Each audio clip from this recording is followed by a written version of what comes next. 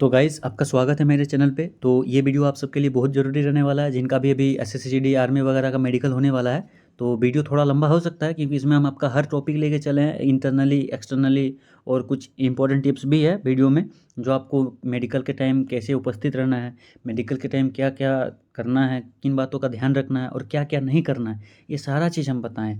और इसमें हर एक टॉपिक हम कवर किए हैं, तो वीडियो थोड़ा लंबा होगा, तो आप लोग बोर मत होइएगा, अच्छे से वीडियो को देखिए और समझिए कि क्या आप बोल रहे हैं और कौन कौन सा टॉपिक, कौन कौन सा मतलब टेस्ट आपका किया जाएगा मेडिकल के वक्त। तो सबसे पहले मान लीजिए आपका इंटरनली लेबोरेटरी टेस्ट होता है, ये सेंटर वाइज डिपेंड करता है। कहीं आपका पहले मतलब बॉडी चेक करेगा कि आप शरीर से फ्लैट फूड वगैरह जो रहता है बॉडी चेक करेगा, वही फ्लैट फूड, हाँ, एंकरी एंगल, नौकनी, वही सब। और कहीं आपका यूरिन टेस्ट वगैरह पहले चेक कर लिया जाता है। तो यहाँ पे हम लेके चलते हैं, पहले आपका यूरिन टेस्ट हो रहा है। तो यूरिन में आपका क्या क्या टेस्ट किया जाता है? यूरिन में आपका देखा जाता है कि आपका यूरिन में शुगर तो नहीं है, प्रोटीन तो नहीं आ रहा, कोई इन्फेक्शन तो नहीं है, या ब्लड सेल तो आपका बाहर नहीं आ रहा यूरिन के थ्रू। और इसमें डॉक्टर का क्या प्रोसीजर रहता है? डॉक्टर कैंडिडेट को एक सील्ड बोतल में यूरिन सैंपल देने को बोलता है। और वो बोतल कैसे रहता है, जो ये देख रहे हैं ना, ये इस तरह का एक बोतल रहेगा, इसमें आपको अपना यूरिन डालना है। और यूरिन डालने का एक अच्छा तरीका हम बता रहे हैं। जो आप यूरिन पहले कीजिएगा ना, तो पहले का जो 25% यूरिन है, इसको आप बाहर करिएगा। और बीच का जो 50% यूरिन है, बीच में जो 50% यूरिन है ना, इसको आप बोतल में डालिएगा। जो ये वाला बोतल है ना, ये बोतल में बीच वाला 50% डालिएगा। और आखिर का जो 25% बचा हुआ है, इसे भी आप बाहर कीजिएगा। ये जो आखिर का 25% और पहले का 25%, इसको आपको बोतल में नहीं डालना है। आपको बोतल में जो ये बीच वाला है 50%, वो बीच वाला यूरिन डालना है। तो ये आप बहुत मतलब ज़रूरी हो जा रहा है आपके लिए। बीच वाला यूरिन थोड़ा अच्छा आएगा। पहले अगर मान लीजिए जो टंकी रहता है, पानी का टंकी, उसी से एग्जांपल दे रहे, ऊपर देखते हैं ना बहुत सारा गंदा जमा रहता है, तो बस सेम मानिए। और नीचे देखते हैं, नीचे भी बहुत सारा गंदा जमा रहता है, और बीच का पानी साफ रहता है। तो सेम इसमें भी वही पॉइंट मानिए कि बीच का पानी आपका साफ है, तो आपको बीच वाला 50% डालना है इसमें।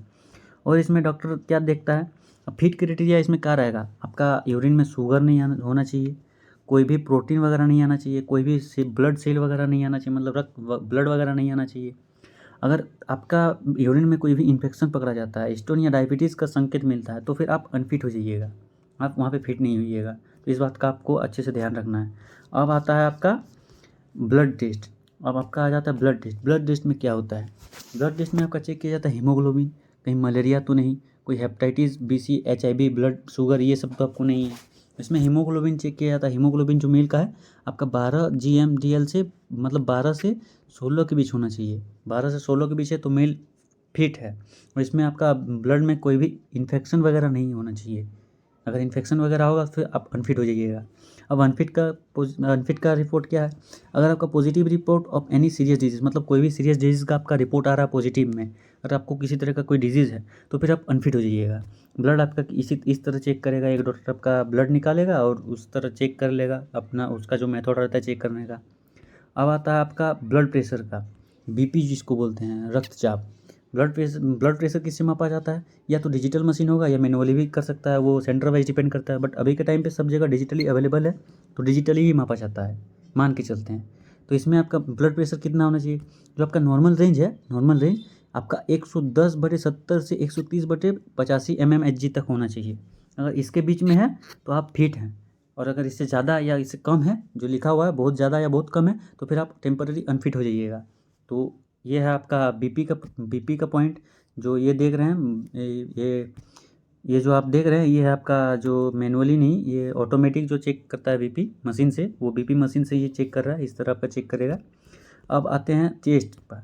चेस्ट में अब आते हैं चेस्ट में आपका एक्सरे करेगा, ECG करेगा। इसमें आपका क्या चेक करता है? पर्पस रहता है लंग्स का कंडीशन, हार्ट का कंडीशन, ट्यूबरकुलोसिस का कंडीशन, अस्थमा चेक किया जाता है, कहीं आपको अस्थमा वगैरह तो नहीं। अगर आपको TB स्पॉट होता है, अस्थमा, अगर आपको मतलब अस्थमा आपका है, प्रॉब्लम अस्थमा का प्रॉब्लम है, और हिनलाज हार्ट दिखे, तो फिर आप अनफिट हो जाइएगा। आपका ये सब दिक्कत नहीं होना चाहिए। अस्थमा और TB का तो बिल्कुल नहीं होना चाहिए। इसके लिए आपको वो जो होता है ना, बोलता है पहले सांस लो, उल्टी गिनती गिनो 10 से 1 तक, तो उसी टाइम आपको पता चल जाता है कि आपको अस्थमा का प्रॉब्लम है क्या। तो आपको ये बातों का ध्यान रखना है। इसके बाद आता है जो ये देख रहे हैं ना, इस तरह एक्सरे करेगा आपका, यहाँ पे देखेगा आपका और इसी टाइम आपको पता चल जाएगा टेस्ट का टेढ़ापन, मतलब जो छाती रहता है ना, बहुत किसी का अंदर घुसा हुआ रहता है, किसी का उठा हुआ रहता है, ऐसा भी नहीं होना चाहिए। अब आता है आपका एक्सटर्नली फिजिकली एग्जामिनेशन, जो आपका बाहरी बॉडी में जो बाहर से आपका बॉडी दिखता है, बॉडी पार्ट वो। तो अब पहले यहाँ पे चेक हो सकता है हाइट और वेट मेजरमेंट, आपका हाइट वेट चेक करेगा, जो कैंडिडेट की लंबाई और वजन ऑफिशियल स्केल पर मापा जाता है। आपका ऑफिशियल स्केल भी हम यहाँ पे आपको बताए हैं, ये जो है ना, देखिए यहाँ पे मान लीजिए आपका हाइट कितना है 170, हाँ मान लीजिए आपका हाइट है 170 सेंटीमीटर, मिनिमम सबका यहाँ 170 165 इसी के बीच, इसी के आगे रहेगा, ऊपर तो नहीं रहेगा मेल का। मान लीजिए आपका 170 है और एज है 21, मतलब 18 से 22 साल, तो आपका 52 से 64 किलो के अंदर होना चाहिए। हाँ यहाँ पे आप प्लस माइनस मतलब 5 मान सकते हैं, 5 किलो ज़्यादा या 5 किलो कम है तो किसी किसी सेंटर में एक्सेप्ट कर लेता है, लेकिन तभी एक्सेप्ट करेगा जब आप उसके BMI के अंदर आएंगे। जो BMI कैलकुलेट होता है ना, BMI के अंदर जैसे 18.5 से 24.9 के बीच आपका BMI होना चाहिए। और आपको अपना BMI जानना है तो सिंपल से आपको गूगल में सर्च मारना है BMI कैलकुलेटर, BMI कैलकुलेटर, समझे। वहाँ पे आप अपना हाइट डालिएगा, आपका करंट वजन डालिएगा, वहीं पे आपको BMI कैलकुलेट करके बता देगा आपका BMI अगर इसके बीच में है तो आप फिट हैं। और ये तो आप हाइट और चेस्ट मेजरमेंट तो आपका हुआ ही है, हाइट भी मेजरमेंट तो आपका हुआ ही है PT PST के टाइम, तो उसका एक्सपीरियंस आपको है ही है। अब बात करते हैं आपका, अब आ जाता है पॉइंट आपका चेस्ट मेजरमेंट का। चेस्ट में क्या देखा जाता है, ये जो चेस्ट मेजरमेंट है ना, डॉक्टर चेस्ट एक्सपेंड और रिलैक्स दोनों स्थिति में मापता है। डॉक्टर जो डॉक्टर वहाँ पे रहेगा वो एक्सपेंड करने बोलता है ना, 5 सेंटीमीटर फुलाना चाहिए, जो मिनिमम एक्सपेंशन 5 सेंटीमीटर है, जो आप PST के टाइम पे फुलाए थे, बस वही है। और रिलैक्स दोनों स्थिति में भी मापता है। किसी तरह चेस्ट डिफॉर्मिटी या पिजन चेस्ट नहीं होना चाहिए, जो आपका चेस्ट के अंदर किसी का बहुत घुसा हुआ है, किसी का बहुत उभरा हुआ रहता है ना, जैसे इसका बहुत घुसा हुआ है, इसका बहुत उभरा हुआ है, तो ऐसा नहीं होना चाहिए। अगर ऐसा होगा तो फिर आप अनफिट माने जाएंगे। आपका चेस्ट नॉर्मल होना चाहिए। अब आता है आपका हेड और स्काल्प, मतलब सर जो है ना, सर का शेप नॉर्मल होना चाहिए। सबका सर नॉर्मल शेप में रहता है ना, तो नॉर्मल होना चाहिए। कोई भी डिफॉर्मिटी और बिग स्कार नहीं होना चाहिए, मतलब सर पे कोई भी बड़ा चोट या बड़ा मतलब चढ़ाव मढ़ा वो नहीं होना चाहिए। और बालों के बीच स्काल्प क्लीन होना चाहिए। जो आपका बालों के बीच होता है ना, देखते हैं बहुत का किसी का फंगल इन्फेक्शन वगैरह हो जाता है, तो आपको फंगल इन्फेक्शन वगैरह नहीं होना चाहिए। अगर फंगल इन्फेक्शन वगैरह है तो आपको फिर RMA के लिए मतलब रेफ़र कर देगा, तो ये बात तो आपका ध्यान रखिएगा। अब आते हैं आइज़ का, ये एक बहुत ज़रूरी पॉइंट हो जाता है। आइज़ में आपका क्या क्या चेक किया जाता है। आइज़ में पहला पॉइंट आता है आपका डिस्टेंस विजन। जो डिस्टेंस विजन है ना, दूर से पढ़ने बोलता है चार्ट, जो डॉक्टर कैंडिडेट को 6 मीटर की दूरी पर स्नेल्स चार्ट, जिस पर बड़े अक्षर लिखे होते हैं, दिखाता है। जो आपका स्नेल्स चार्ट रहता है, जो ये स्नेल चार्ट, ये सबको स्नेल चार्ट्स बोला जाता है। ये हर एक सेंटर में डिपेंड करता है, किसी किसी सेंटर में अलग होता है, हर एक सेंटर में अलग होता है, सेम नहीं होता है। कहीं हिंदी रहता है, कहीं पे 1 2 लिखा हुआ रहता है, ABCD कुछ अलग भी हो सकता है, तो ये सेंटर वाइज डिपेंड करता है। तो इसमें आपको क्या क्या करता है, डिस्टेंस विजन में आपको मतलब कोई भी रहेगा, आपका एक अंक ढक दिया जाएगा, आपका 6 मीटर का दूरी रहेगा, ये दूरी रहेगा 6 मीटर का रहेगा। और यहाँ से एक डॉक्टर आपको बोलेगा कि यहाँ पे पेन से दिखाएगा, कोई चीज़ से नोट करके दिखाएगा कि ये क्या लिखा हुआ है, तो आपको वो क्लियरली पढ़ना है 6/6 तक, जो यहाँ पे है ना 6/6। और यहाँ पे आपको एक बात ध्यान देना है, यहाँ पे आपको क्या बात ध्यान देना है, अगर आप पढ़ते वक्त अगर कुछ गलत बोल दिए हैं और बाद में आपको पता चला कि वो हम गलत बोले हैं, तो आप बाद में उसको टोकिएगा डॉक्टर को कि सर इससे पहले वाला हम गलत बोले हैं, ये इसमें वो था, आप वो बता रहे थे तो हम ये बता दिए थे। तो वहाँ पे आपको ऐसा कुछ नहीं करना है। आपको अगर वहाँ पे जेड दिखा रहा है, आप ए बोल चुके हैं, तो आप दोबारा उसे मत टोकिएगा कि सर हम गलत बोले थे, नहीं तो फिर आपको पॉइंट मिल सकता है। तो ये बात को आपको खास ध्यान रखना है। और यहाँ पे आपको दोनों आँख का चेक करेगा, पहले ये आँख का करेगा फिर ये आँख का करेगा, दोनों आँख का चेक करके देगा। तो यहाँ पे आपका फिट होने का क्राइटेरिया क्या है, जो आपका है ना आई विज़न, स्टैंडर्ड आई विज़न। यहाँ पे आपका बेटर आई क्या है, जब आपका PST के टाइम पे जो एक फॉर्म भराया गया था ना, आपका वर्किंग हैंड पूछा गया था ना, वहाँ पे आप राइट दिए थे तो अभी आपका राइट आई आपका बेटर आई है। और वहाँ पे आप लेफ़्ट दिए थे तो आपका लेफ़्ट आई बेटर आई है। और बेटर आई कितना होना चाहिए, जो बेटर आई है आपका 6/6 होना चाहिए। और जो वर्स आई है वो आपका 6/9 तक चलेगा। अगर इससे कम है तो फिर आप अनफिट हो जाइएगा। आपका बेटर आई 6/6 चाहिए ही चाहिए, और वर्स आई मिनिमम 6/9 तक चाहिए। अगर आपका इतना क्राइटेरिया के अंदर है, ये वर्स आई और बेटर आई दोनों 6/6 है तो कोई दिक्कत नहीं है। हाँ, लेकिन अगर एक में कम दिखाई दे रहा है, वर्स आई में 6/9 है, तो फिर चल जाएगा, इतना एक्सेप्टेबल है। अब इसमें क्या चेक करता है, अब इसमें आपका आ जाता है जो कलर विज़न है। कलर विज़न है, देखिए यहाँ पे लिखा हुआ है ना, मीन्स एक आँख 6/6 और दूसरी आँख 6/9 तक एक्सेप्टेबल है। अगर दोनों 6/9 है या इससे ख़राब है तो आप अनफिट हो जाइएगा। तो ये बात का आपका ध्यान रखना है। आप अपना आँख को टाइम टू टाइम धोते रहिए और टाइम टू टाइम आपका आँख का एक्सरसाइज वगैरह करते रहिए। अब इसमें क्या चेक करता है, अब इसमें आ जाता है कलर विज़न टेस्ट। जो कलर विज़न टेस्ट है ना, जो इशारा चार्ट से लाल हरा रंग पहचानने बोलता है, क्या लेटर लिखा हुआ है, किधर क्या लाइनिंग है, वो सब जो ये है ना, ये जैसे यहाँ पे एक रोड सड़क सा बना हुआ है, यहाँ पे भी सड़क, 2 सड़क सा बना हुआ है इस तरह करके, तो ये सब आपको पहचानने बोलता है। तो यहाँ पे आप ध्यान रखिएगा, आप बिना ज़्यादा टाइम लिए आप जितना जल्दी हो सके उनको बोलिएगा कि यहाँ से रास्ता पार हो रहा है, यहाँ पे ये लेटर लिखा हुआ है, जैसे यहाँ पे 7 लिखा हुआ है, आपको तुरंत वो बोलेगा क्या लिखा हुआ है, आप तुरंत 7 बोलना है। यहाँ पे तुरंत आपको 13 बोलना है, यहाँ पे तुरंत आपको 16 बोलना है। इस बात का आपको खास ध्यान रखना है, यहाँ पे ज़्यादा टाइम नहीं लेना है, नहीं तो उनको शक हो जाएगा आपके ऊपर। अब इसमें क्या, अब आँख में क्या आता है, अब आँख में जो स्क्विंट और कॉर्नियल के ओपेक्सिटी आता है ना, जो टॉर्च से जांच करता है या पेन का नीडल से, जो कुछ इस तरह रहता है, पेन का नीडल से, पेन का ही नीडल को फोकस करने बोलता है और आँख को घुमाने बोलता है जिधर जिधर नीडल जाता है। तो इसी तरह चेक करता है कहीं आपका आँख मतलब टेढ़ा जो बोलते हैं ना, वो तो नहीं है कहीं, तो इसको इस तरह चेक करता है। अब आता है, हाँ, अब आता है ईयर, कान का टेस्ट। कान किसे चेक किया जाता है, तो कान में क्या क्या टेस्ट होता है, विस्पर टेस्ट। जो विस्पर टेस्ट होता है ना, डॉक्टर 6 मीटर दूर से धीरे धीरे बोलता है, कैंडिडेट को सुनना होता है। ये आपको डॉक्टर रहेगा, कोई भी डिस्टेंस में रहेगा, आपके पीछे खड़ा रहेगा और आपको बोलना पड़ेगा कि हाँ आप लेफ़्ट से बोल रहे हैं, आप राइट से बोल रहे हैं, आपको ध्यान से सुनना पड़ेगा वो क्या बोल रहे हैं और किधर से बोल रहे हैं। हो सकता है वो बोल देंगे मैं किधर से खड़ा था, मैं किधर से बोल रहा था, आवाज़ किधर से आई, उधर आपको हाथ खड़ा करना है। तो ये बात को आपको ध्यान देना है और ध्यान से सुनना है कि वो कहाँ पे खड़े हैं। और एक होता है ओटोस्कोप टेस्ट, जो आपका डॉक्टर कान कान का पर्दा चेक करते हैं ना, ये वाला मशीन से, ये मशीन डाल के, तो यहाँ पे डॉक्टर कान के अंदर लाइट डालकर मेम्ब्रेन, जो ईयर ड्रम कान का पर्दा रहता है, वो चेक करता है कहीं आपका कान का पर्दा फटा हुआ तो नहीं है, आपको सुनाई दे रहा है कि नहीं दे रहा प्रॉपर। तो इसका रीज़न यही है फिट होने का, कोई इन्फेक्शन नहीं होना चाहिए, डिस्चार्ज या परफोर्शन नहीं होना चाहिए और आपको क्लियरली सुनाई देना चाहिए। और अगर आपका ड्रम फटा हुआ है, सुनाई नहीं दे रहा है, तो आप फिर अनफिट हो जाइएगा। अब आता है नाक का बारी। नाक में आपका क्या चेक किया जाता है, तो नाक में आपका चेक किया जाता है डीएनएस, जो आपका मेन एक पॉइंट रहता है डीएनएस का, जो आपका सीधा होना चाहिए, डीएनएस नहीं होना चाहिए। डीएनएस में क्या होता है, एक जो हड्डी रहता है ना, देखिए यहाँ पे, जो यहाँ पे एक एक्स्ट्रा सा ये दिख रहा है ना, हड्डी टाइप का या कुछ बाहर निकला हुआ, ऐसा नहीं होना चाहिए। एक्स्ट्रा मांस वगैरह कुछ नहीं होना चाहिए जो कि आपको सांस लेने में दिक्कत करता होगा। आपका दोनों नाक का जो ये छेद है, ये दोनों नाक का छेद क्लियर होना चाहिए और आपका दोनों छेद से सांस लेने में दिक्कत ना हो, दोनों छेद से सांस लेने में कोई दिक्कत नहीं होना चाहिए, क्लियरली सांस मतलब प्रॉपरली सांस आना जाना चाहिए, यही चेक किया जाता है। तो यहाँ पे आपको ये टॉर्च मार के इस तरह चेक करेगा, टॉर्च मार के या नाक ऊपर करके किसी भी मतलब तरह अपना तरीके से चेक करता है वो इस तरह। अब आता है नाक में, अब आता है ब्रीथिंग टेस्ट, जो बोले ना सांस लेने में आपको दिक्कत नहीं होना चाहिए। ब्रीथिंग टेस्ट डॉक्टर कैंडिडेट के दोनों नॉस्ट्रिल मतलब दोनों छेद बंद करके सांस लेने के लिए वो कहता है, मतलब एक छेद बंद करेगा, एक से सांस लेना पड़ता है, फिर दूसरा छेद बंद करेगा, दूसरा से सांस लेना पड़ता है।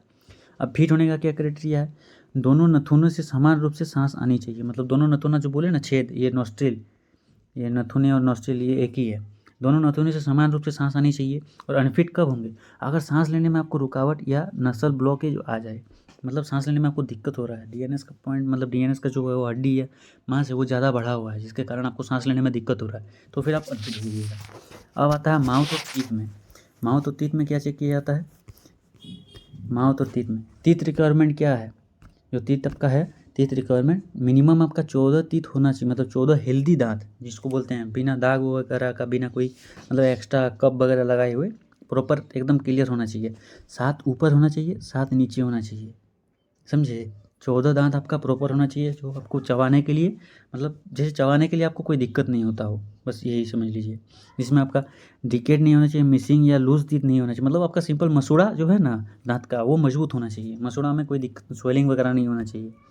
और डॉक्टर प्रोसीजर इसमें मतलब डॉक्टर किस प्रकार से मतलब चेक करता है उसको, डॉक्टर एक टॉर्च लाइट और डेंटल मिरर से हर दांत चेक करता है। जो डेंटल मिरर रहता है ना, रुकिए दिखा रहे हैं, जो डॉक्टर है ना, ये जो दांत के अंदर एक टॉर्च लगा के देखेगा, टॉर्च मार के देखेगा, और डेंटल अगर उनको ज़्यादा कुछ प्रॉब्लम लगा, नहीं दिखाई दे रहा होगा, तो एक मिरर टाइप का वो डाल के देखते हैं कि आपका दांत सही है कि नहीं है, समझे।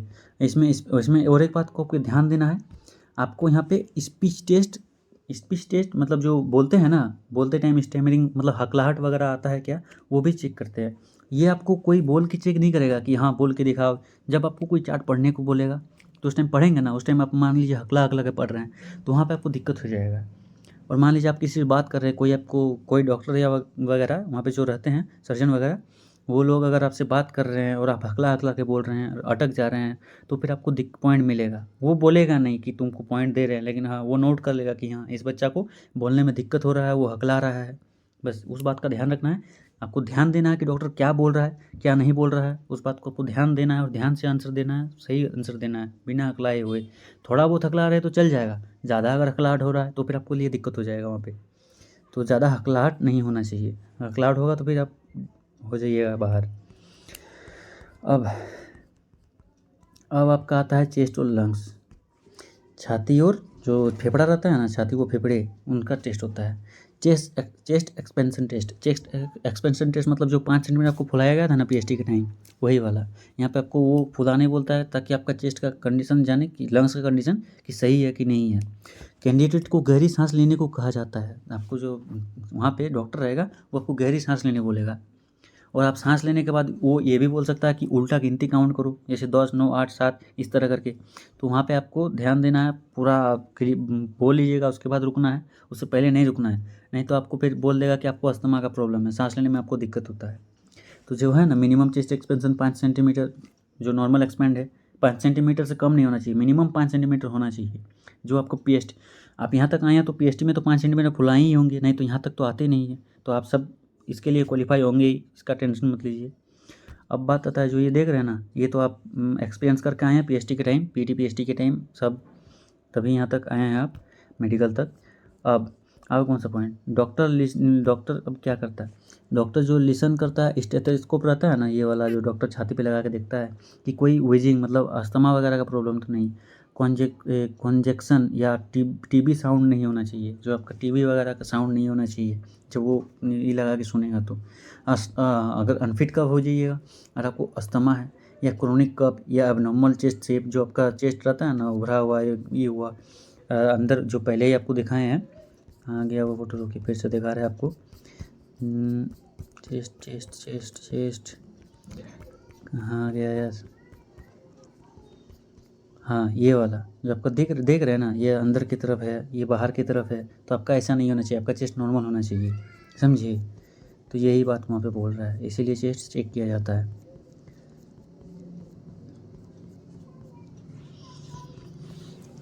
तो ये हो गया चेस्ट से वगैरह। अब आते हैं हार्ट पे, दिल का। दिल में कोई प्रॉब्लम तो नहीं है इस बात का, कहीं आपका दिल टूटा तो नहीं है, कोई आपका दिल तोड़ तो नहीं दिया है, ये बात ध्यान दिया।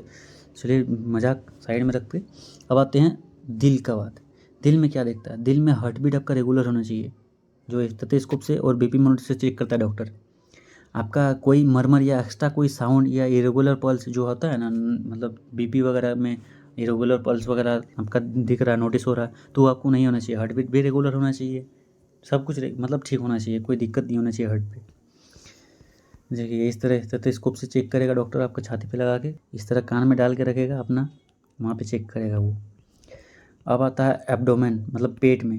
आपको पेट में कोई समस्या तो नहीं है, जो पेट में रहता है ना, आपको पेट में छू के देखता है, हाथ से दबा कर देखता है, कहीं लीवर स्प्लीन इनलार्ज तो नहीं है, मतलब बहुत गांठ जैसा बना हुआ रहता है ना किसी किसी का पेट में, वैसा नहीं होना चाहिए। पेट में जो अंदर लीवर वगैरह है वो सब नॉर्मल होना चाहिए। यहाँ पे आपका हर्निया वगैरह, हाइड्रोसिल साइन वगैरह देखा जाता है। फिट कब होंगे, जब आपका कोई स्वेलिंग, कोई पेन या कोई लम्ब नहीं होगा। हाँ अनफिट होने का यहाँ पे क्या है, अगर आपका हर्निया है, अगर हाइड्रोसिल है, तो लार्ज स्कार है, मतलब ज़्यादा घुमचा हुआ या पेट में कुछ गांठ जैसा मतलब छूने से महसूस होगा, तो फिर आप अनफिट हो जाइएगा। तो ये सब का पॉइंट नहीं रहता है, ये बहुत रेयरली दिखता है किसी का।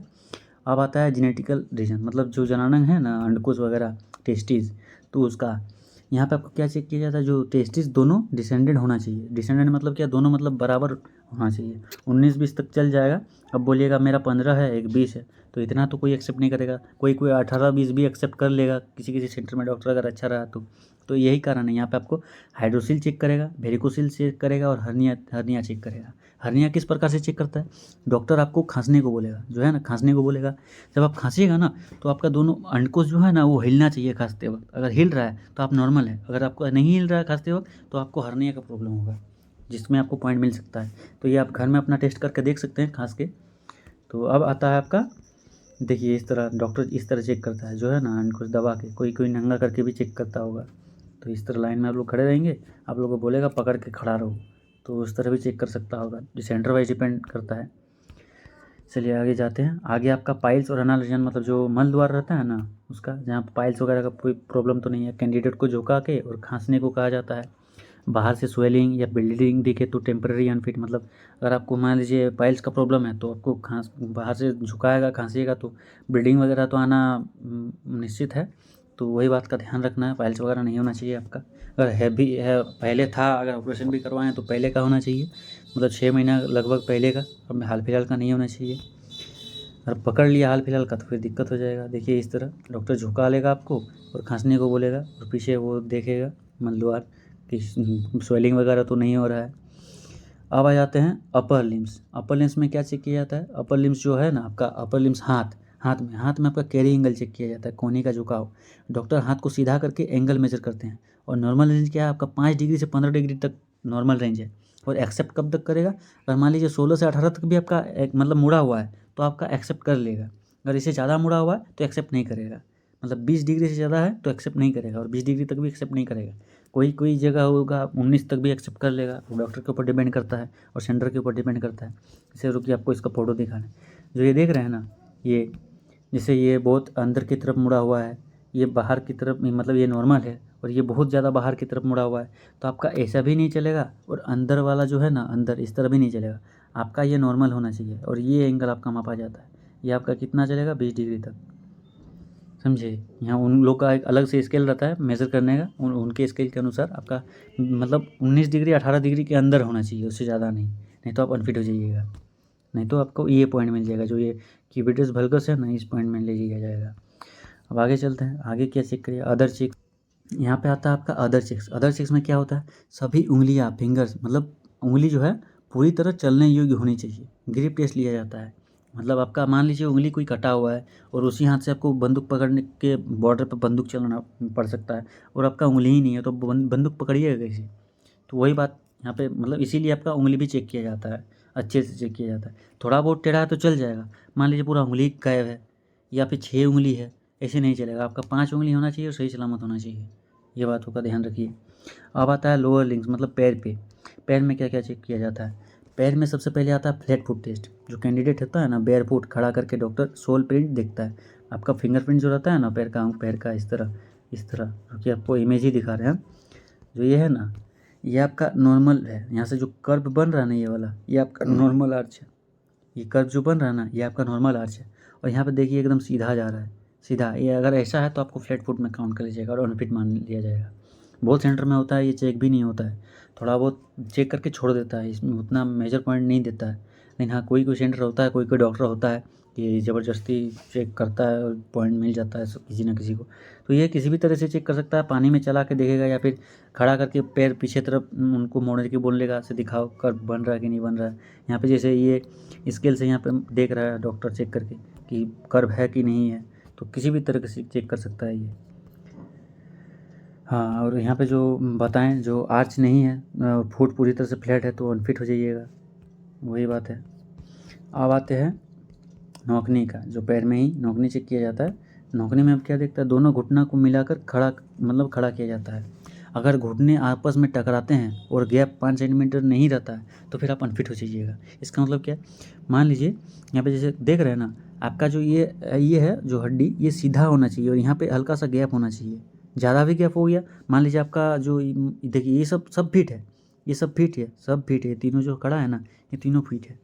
तो आपका हड्डी जो मान लीजिए आपका इस तरफ बहुत मुड़ा हुआ है, बाहर की तरफ मुड़ा हुआ है, तो भी फिर आप अनफिट हो जाइएगा। मान लीजिए आपका बाहर से अंदर की तरफ इस तरह मुड़ा हुआ है, तो भी आप अनफिट हो जाइएगा। तो ये बातों का ध्यान रखना है आपको। बहुत ज़्यादा मुड़ा हुआ भी नहीं होना चाहिए और बहुत ज़्यादा अंदर की तरफ भी नहीं होना चाहिए। आपका इस तरह सीधा होना चाहिए और बीच में थोड़ा सा गैप होना चाहिए, तो आप फिट हो जाएंगे। अब आता है वेरिकोस वेन। ये भी एक बहुत मेजर प्रॉब्लम है, लगभग सभी को इसी में डाउट होता है। तो इसमें आपको एक बात ध्यान देना है, पैर पे उभरी हुई नसें नहीं होनी चाहिए, मतलब जो ज़्यादा मतलब उभरा हुआ रहता है ना नस, या स्पाइडर वेन टाइप का, वो नहीं होना चाहिए। बहुत जन होता है जैसे दौड़ते दौड़ते सीधा सीधा इस तरह नस निकल जाता है। भाई तुम्हारा वो वेरिकोस वेन नहीं है, तुम फिट हो। वो दौड़ने वाले बच्चों का लगभग सभी का निकलता है। अगर मान लो तुम थोड़ा पतले दुबले हो तो तुम्हारा सीधा सीधा नस दिखेगा। यहाँ पे जो ये एकदम गुच्छा जैसा दिख रहा है ना, यहाँ पे ये गुच्छा जैसा नहीं होना चाहिए। अगर गुच्छा जैसा है तो आप वेरिकोस वेन में रिजेक्ट हो जाओगे, मतलब अनफिट हो जाओगे, समझे। तो अगर छोटा छोटा वेन दिख रहा, सीधा सीधा वेन दिख रहा, तो वो आपका वेरिकोस वेन में काउंट नहीं होगा। अब आते हैं स्पाइन एंड बैक एग्जामिनेशन। जो आपका रीढ़ की हड्डी है ना, रीढ़ की हड्डी सीधी होनी चाहिए, टेढ़ी नहीं होनी चाहिए, जो कि आपको फोटो इमेज दिखा रहा है। रीढ़ की हड्डी ये जो दिख रहा है ना, ये टेढ़ा है, कहाँ यार, ये जो दिख रहा है ना टेढ़ा है, टेढ़ा नहीं होना चाहिए। रीढ़ की हड्डी एकदम सीधा होना चाहिए, रीढ़ की हड्डी एकदम सीधा होना चाहिए, समझे। जो यहाँ पर क्या लिखा हुआ देखिए, स्पाइन पूरी तरीके से सीधा होना चाहिए, समझे। स्कोलियोसिस या काइपोसिस मतलब झुकाव या मुड़ाव नहीं होना चाहिए। किसी पुराने फ्रैक्चर या ऑपरेशन का निशान नहीं होना चाहिए। मान लीजिए स्पाइन में अगर कोई निशान वगैरह है ना, ऑपरेशन वगैरह का, तो फिर आप अनफिट हो जाइएगा, क्योंकि रीढ़ की हड्डी एक ऐसी हड्डी है जिसके कारण आप अपना वजन उठा पा रहे हैं और सभी वजन उठा पा रहे हैं, समझे। तो भाई अभी एक बात बताना चाहता हूँ, ये जो पूरा बनाए हैं ना, ये बनाने में बहुत मेहनत लगा है, और ये वीडियो भी बनाने में बहुत मेहनत लग रहा है। तो अगर आपको मेरा मेहनत अगर अच्छा लगा तो प्लीज़ वीडियो को लाइक और सब्सक्राइब कर लीजिएगा, और अपने दोस्तों को भी शेयर कीजिएगा। हो सकता है सबके पास ये वीडियो ना पहुँचे, मैं अच्छा टैग दे पाऊँ नहीं दे पाऊँ, वो भी डिपेंड करता है सर्च बार पे आ रहा है कि नहीं आ रहा है सर्च पे। तो आप अपना दोस्त को ज़रूर शेयर कीजिएगा।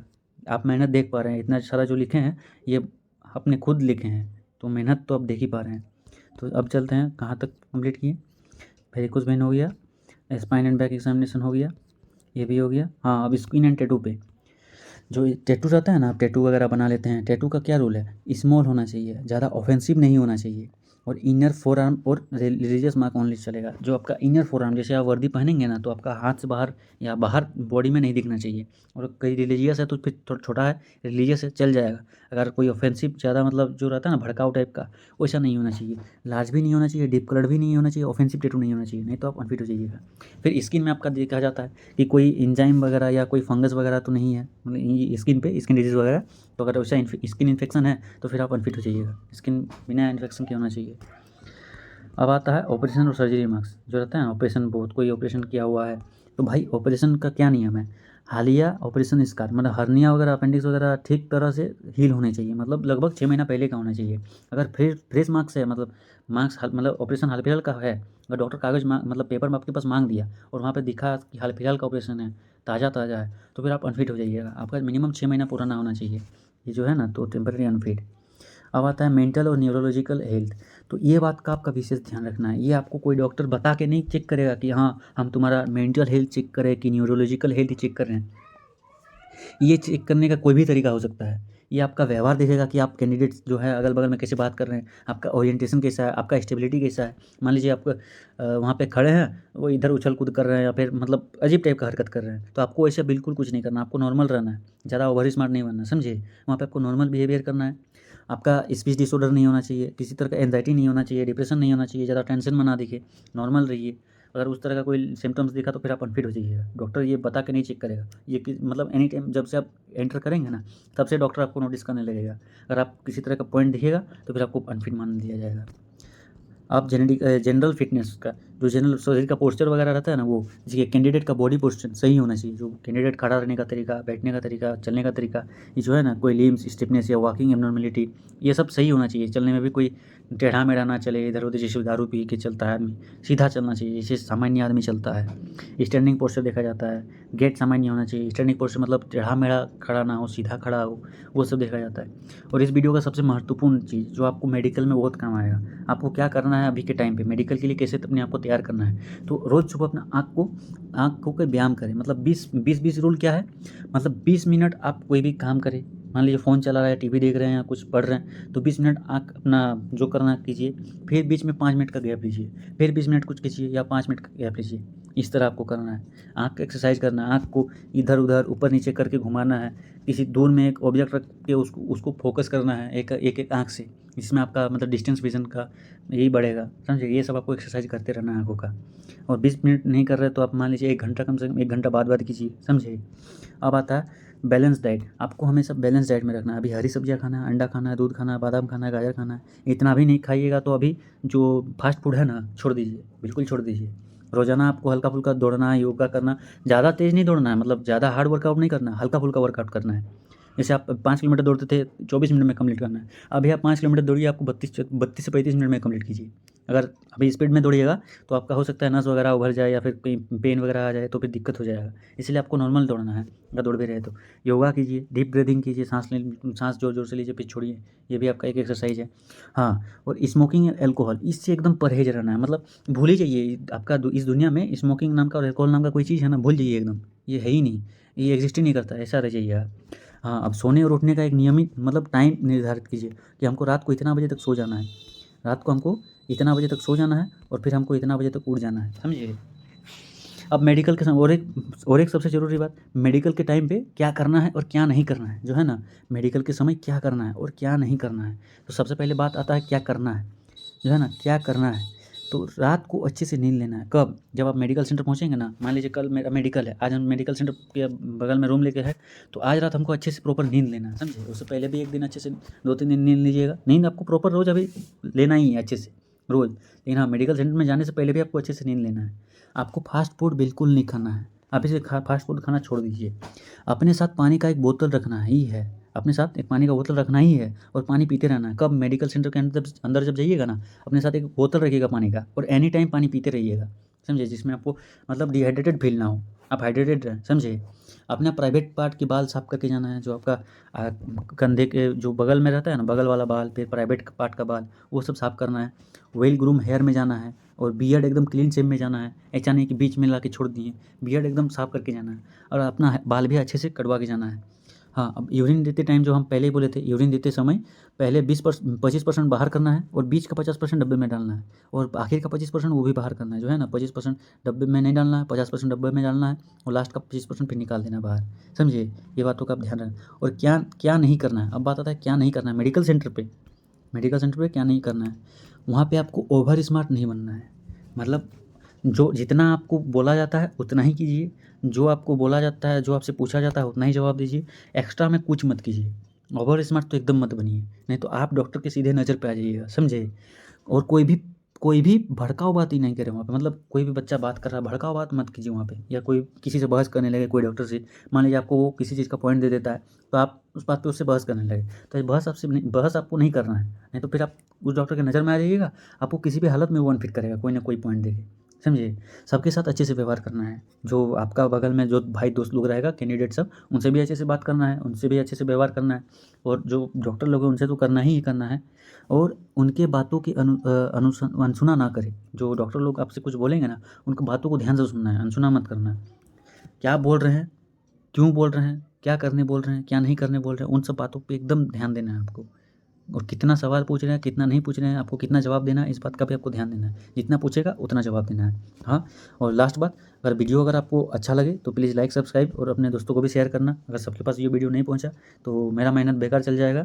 वीडियो बनाने में इतना सारा, लिखने में जो इतना सारा लिखे हैं, बहुत मेहनत लगा भाई। तो इसके लिए थोड़ा एक लाइक बनता है और एक सब्सक्राइब अगर कर पाइएगा तो कर दीजिएगा। और आप कमेंट पे ज़रूर बताइएगा कि आपको अगले वीडियो किस रिलेटेड चाहिए, वो भी हम ज़रूर से ज़रूर बनाने की कोशिश करेंगे।